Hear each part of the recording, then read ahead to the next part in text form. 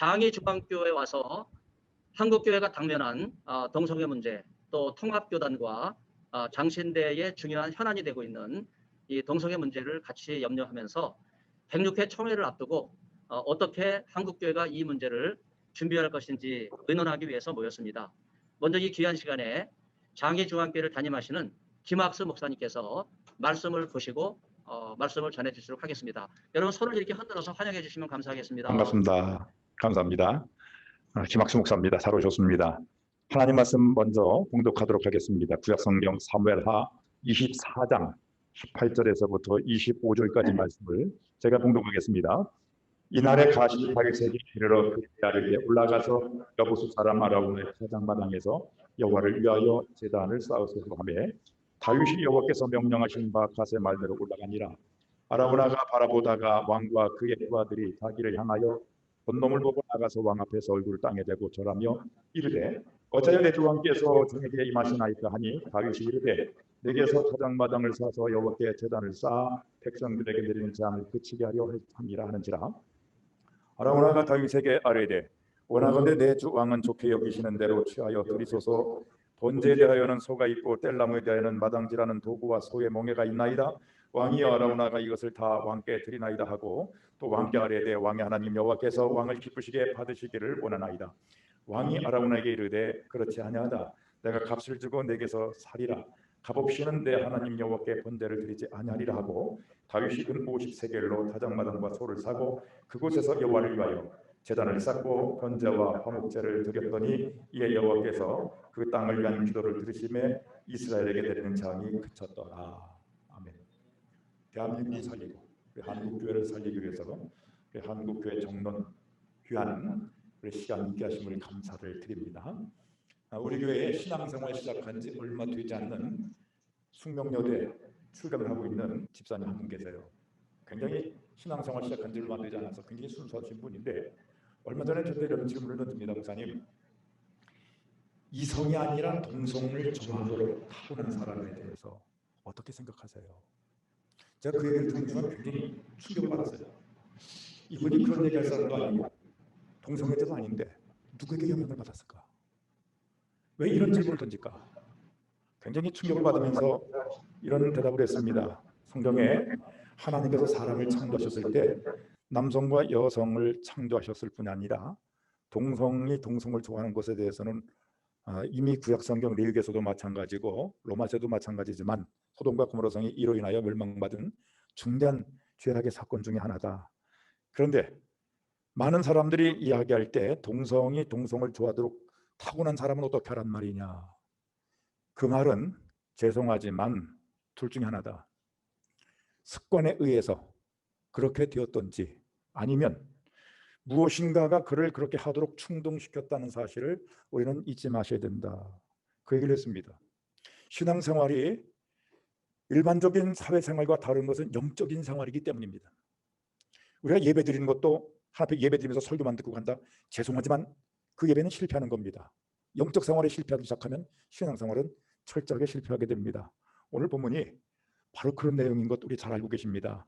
우리 본문 내용이 어떤 내용입니까? 다윗이 군사력 강화를 위해서 그리고 자신의 왕권에 견고하게 하기 위해서 인구 조사를 명령했던 사건이에요. 이 사건을 배경으로 오늘 1절을 보시면 이렇게 기록합니다. 여호와께서 다시 이스라엘을 향하여 진노하사 그들을 치시려고 다윗을 격동시키사 가서 이스라엘과 유다 인구를 조사하라 하신지라. 기억하셔야 돼요. 하나님이 진노하셔서 그들을 치시려고 인구 조사를 명령하도록 격동시키셨다. 그런데 왜 하나님께서 다윗에게 인구 조사를 하도록 격동케 하셨느냐는 겁니다. 그 이유에 대해서 성경에 직접적으로 아무것도 언급하지 않습니다.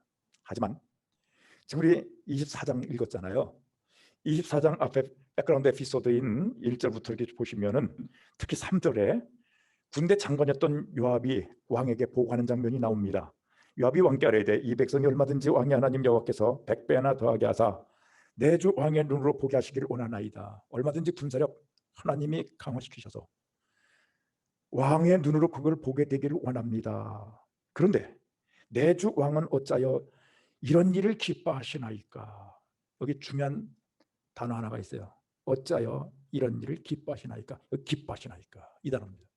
이 단어가 놀랍게도 원문 히브리 성경 보시면 하페츠라는 단어를 써요. 하페츠라는 단어, 기뻐하다, 즐거워하다 이런 뜻인데 그냥 기뻐하다가 아닙니다.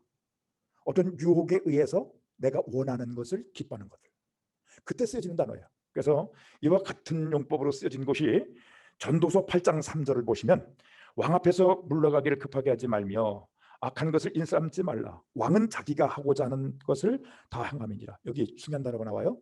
왕은 자기가 하고자 하는 것을.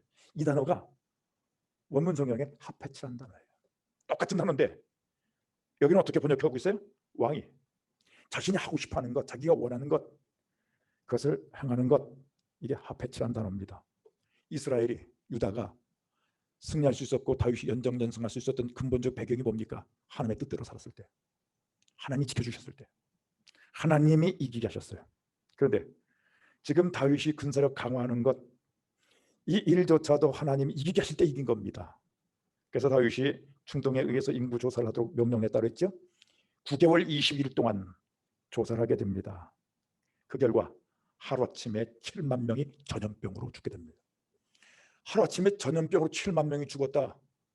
요즘도 아무리 의학이 발달하고 과학이 발달해도 사실은 코로나 바이러스 백신 개발해냈습니다만 역시 변이 바이러스가 생성되는 순간에 백신이 따라잡지 못하고 있어요. 이제 백신 또 변이 바이러스 치료할 수 있는 그런 예방할 수 있는 백신 나오면 또 다른 변이 바이러스가 나올 것이다 해서 어떤 사람은 감마 변이 바이러스 또 나올 것이다 이렇게 말하는 사람도 있는데 근본적으로 하나님께서 은혜 주시고 하나님이 치료하지 않으시면 성경에 보시면 근본적인 하나님이 치료자시다 하는 것을 여호와 라파란 말을 쓰시죠. 하나님이 치료의 근본이시라는 겁니다. 그러므로 오늘 군사 하나님께서 근본적으로 이기게 하실 때 승리의 근원이 됐다는 사실을 기억하셔야 됩니다. 그런데 오늘 다윗이 이렇게 요압이 말을 해도 사실은 듣지 않습니다. 그 결과 인구 조사를 명령한 결과 하나님께서 유다를 치시기 위하여 다윗을 격동하셨다. 그런데요, 다윗이 지금 하페츠라는 단어를 쓰면서 자신이 지금 마음속에 일어난 충동을 행하는 것을 기뻐했다. 그것을 어찌하여 좋아하시나이까? 그 단어를 썼잖아요. 여기 중요한 의도가 담겨 있어요. 다윗이 이렇게 행한 데는 그 배경이 있다는 사실이에요. 배후에 어떤 세력이 있다는 사실을 놓치지 마셔야 됩니다. 기억하십시다.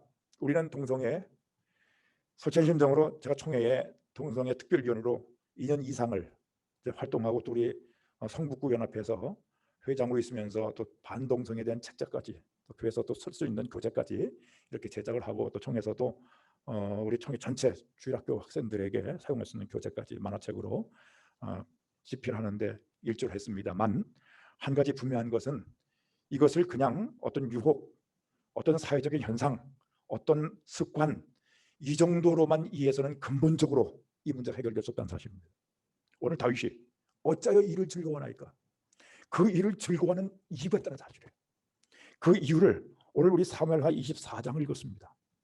동일한 사건을 역대기 기자는 역대상 21장 1절에 이렇게 기록합니다. 사단이 일어나 이스라엘을 대적하고 다윗을 충동하여 이스라엘을 계수하게 하니라. 지금 다윗이 인구 계수하게 된 것은 지금 매우 충동했던 존재가 있다는 것을 언급하고 있어요. 사탄이 일어나. 마격사라는 얘기죠. 근본적으로 배후 조종 세력이 제거되지 않으면, 배후 세력이 제거되지 않으면 근본적인 치료 없습니다. 근본적인 재앙 해결되지 않습니다. 대한민국뿐만 아니라 전 세계가 코로나19 바이러스에서 엄청난 재앙 속에 있습니다. 하나님의 음성을 줄 수 있어야 됩니다. 하나님의 음성 듣고 근본적으로 그 배후에 움직이는 존재가 마격사가 있다는 사실을 인정하지 않으면 해결될 수가 없습니다. 동성애도 마찬가지죠. 우리 교회에 제가 실명을 혹시 거명했다가 또 이렇게 문제가 될 수 있으니까 실명 거명하지 않고 그냥 직분도 소개하지 않고 그냥 우리 교인 중에 한 사람 제가 소개를 한번 하겠습니다. 과거에 우울증을 심하게 앓은 적이 있었어요.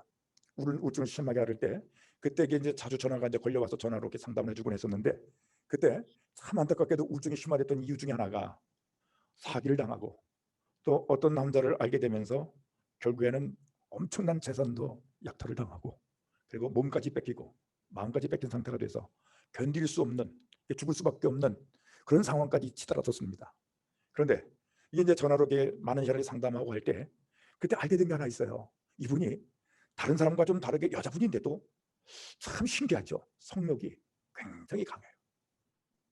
남자들이 충동적이기 때문에 남자들이 강하다는 것은 생리적으로 그렇다 쳐요. 여자분들은 죄송하지만 남자들처럼 그게 충동적인 존재는 아니거든요. 그런데도 불구하고 그런 굉장히 강하게 완기와다는 표현도 좀 모자랄 정도로 굉장히 강해요. 그러다 보니까 유혹에 넘어갔고 마침내 이제 죽을 수밖에 없는 그런 환경까지 가게 된 겁니다. 그러면서 제가 마지막에 부탁했습니다. 이 문제 해결되지 않으면 아무것도 해결될 수 없다. 근본적으로 이 문제 해결된다 했더니 본성인데 어떡해요? 본성이라고 생각하지 마라. 본성이라고 생각하기 때문에 해결되지 않는다. 이 배후가 있다. 그러면서 다윗이 인구 조사한 것도 사실은 역대기 기자에 의해서 역대상의 배후 존재를 설명하고 있어요. 그래서 마귀역사를 어떻게 제거시킬 것인가를 설명하면서 좀 이렇게 해달라 하고 몇 가지 부탁했어요. 그 몇 가지를 부탁하고 오늘 이 시간부터 내가 좀 부탁한 대로 기도하면서 이렇게 하나님 앞에 간구하고 도움을 청해라. 그런데 신기하죠? 그분이 행해줬어요. 한 달이 채 가기 전에 다시 또 이제 전화 통화가 이러는데 신기하죠? 그때 이후로부터 이분이 어떻게 확 바뀌느냐? 전혀 생각이 나지 않는데요. 남자 생각도 나지 않냐? 신기할 정도로 머릿속에서 뭔가 이렇게 핀셋을 뽑아낸 것 같다 할 정도는 표현을 그분이 썼어요. 그로부터 참 신기한 일이 벌어집니다. 일이 지금까지 어렵고 힘들었던 일들이 풀어지기 시작하는데 다시 그 어려웠던 분이 사실은 전 재산 다 날리다시피 했던 사람이에요. 다시 물질적으로 회복이 일어나기 시작하는데 재정적으로 다시 세워지기 시작하더라고요. 그러면서 지금 하는 그 모든 일들이 다시 성공하기 시작합니다. 그걸 보면서 느낀 소감이 배후에 그 움직이는 영이 있어요. 이것이 제거되지 않냐면 지금 대한민국 전 세계 코로나 바이러스도 마찬가지입니다. 다윗 왕 때 전염병으로 하나님이 내리쳐서 7만 명이 죽었습니다. 이 사실 그 당시 백신 때문에 이 문제 해결됐습니까? 치료제가 개발돼서 해결됐습니까? 아니요. 이 사단의 역사를 알고 다윗이 갓 선지자의 말을 듣고 하나님께 회개하는 순간에 그때 눈이 열려서 보게 됩니다. 아라우나 타락마당에 천사가 칼을 치켜들고 있다가 칼을 멈추는 것을 보게 됩니다. 그 순간부터 전염병이 멈춰지게 되고 수많은 사람들이 그 전염병에 죽던 사건들이 중단이 됐어요.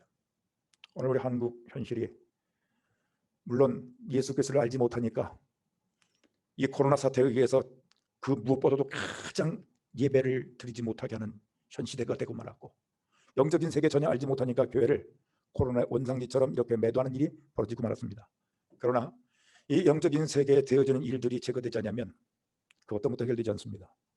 한국교회 하나님께서 재앙의 손을 거두셔야만 합니다. 그러기 위해서 오늘 다윗이 어떻게 행동하고 있는가를 우리가 여실하게 오늘 말씀을 통해서 우리 한국교회뿐만 아니라 전 세계가 우리 한국교회가 살고 대한민국이 살기 위해서 어떻게 해야 되는 것인가를 분명히 기억할 수 있으면 좋겠습니다. 오늘 24장 10절을 보시면 10절에 내가 이 일을 행함으로 큰 죄를 범하였나이다. 이제 종의 죄를 사하여 주옵소서. 내가 심히 미련하게 행하였나이다. 하나님 앞에 근본적인 회개가 일어나요. 회개가 사실은 마귀역사를 제거시키고 회개가 질병과 재앙뿐만 아니라 모든 문제를 해결하게 하는 근본적인 역사라는 사실입니다. 우리가 습도가 많은데 특히 산에 가서 보시면 예를 들어서 이제 큰 돌이 있어요. 돌 밑에 보시면 언제나 축축합니다. 거기서 온갖 별나가 다 있어요. 그러나 그 돌을 드러내면 그리고 햇빛이 쬐기 시작하면 거기 있는 습도가 다 말라요. 습게 다 마르는 순간부터 거기 있던 벌레들 다 죽게 됩니다. 마귀역사는 귀신 역사는 하나님과 나 사이에 걸어받고 있는 큰 돌이 제거되는 순간 그리고 하나님의 지혜의 공성이 발휘되는 그 순간부터 제거되기 시작하고 하나님의 놀라운 축복이 있어진다는 사실 잊지 마셔야 합니다. 그래서 역대하 3장 1절을 보시면 솔로몬이 예루살렘 모리아 산에 여호와의 전 건축하기를 시작하니 그것은 전에 여호와께서 그의 아버지 다윗에게 나타나신 곳이요 여부수 사람 오르는 타작마당에 다윗이 정한 곳이라. 솔로몬이 성전 건축한 곳이 어디냐를 지금 얘기하는 겁니다. 성전 건축한 성전이 세워진 그곳이 아브람 시대 이삭을 바쳤던 모리아산이라는 겁니다. 모리아산 정상에 번제단을 쌓았던 그 자리가 성전이 세워진 거예요. 그런데 그 자리가 지금 뭐라고 또 설명을 합니까? 다윗이 하나님께서 다윗에게 나타나신 곳이요 다윗이 정한 곳이다. 회개할 때 천사가 보이면서 재앙의 칼을 멈췄던 그 장소라는 얘기입니다. 오늘 회개하면서 마귀역사가 제거되는 재앙이 멈추는 그 시점을 보게 됩니다. 그 장소 어디였습니까? 아브람 때 이삭을 번제로 드렸던 그 장소요. 그리고 지금 오늘 다윗이 하나님께 회개하면서 재앙이 멈춰진 그 장소입니다. 그 장소에 솔로몬에게 성전을 짓게 하신 것이에요. 그것이 바로 성전의 터라는 사실을 놓치지 마십시다. 예수님께서 성전을 헐라 헤롯 시대에 지어진 성전이에요. 내가 3일 만에 다시 세우리라. 예수님의 육체가 성전이라는 것을 말씀하셨다고 그랬어요. 오늘 다윗에게 보여진 이 현장, 회개할 때 재앙이 멈춰지게 하는 이 현장, 영적인 역사가 적어되는 이 현장, 바로 모리아 산상이었고 솔로몬에서 성전이 세워진 자리요, 다윗에 의해서 오늘 회개하면서 하나님의 놀라운 이적이 있어졌던 그 현장이라는 사실을 기억하면서 바로 이 역사가 누굴 통해서 있어진다고요? 예수 그리스도. 그분이 성전이실 뿐만 아니라 그분을 통해서 우리의 모든 죄가 용서받고, 그분을 통해서 모든 재앙이 끝나지며, 그분을 통해서 다시 하나님을 만나는 축복이 있어진다는 사실을 중요하게 우리에게 주시는 말씀이라는 사실을 놓치지 마셔야 합니다.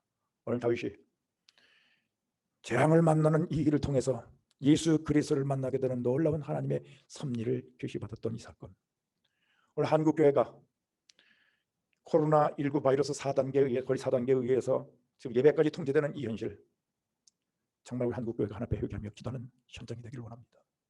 하나님이 다시 문을 해주셔서 지금 이 모든 일들이, 이 모든 코로나 재앙들이 오늘 다윗에게 마침내 예수 그리스도를 성전을 계시하시는 놀라운 하나님의 축복이 있어졌던 것처럼 우리 한국교회를 살리고 우리 영혼이 살고 우리 대한민국이 사는 놀라운 축복이 있어지게 되기를 원합니다. 계속해서 보시면은 지금 오늘 우리 본문을 보시면 가시라고 하는 선지자가 다윗에게 아라우나 타작마당에 가서 그 하나님께서 환상으로 회개할 때 지금 재앙이 칼이 멈춰진 것을 보여주신 곳이잖아요. 거기서 앞에 제사를 드리라, 그 이야기에 대해서 명령대로 진행합니다.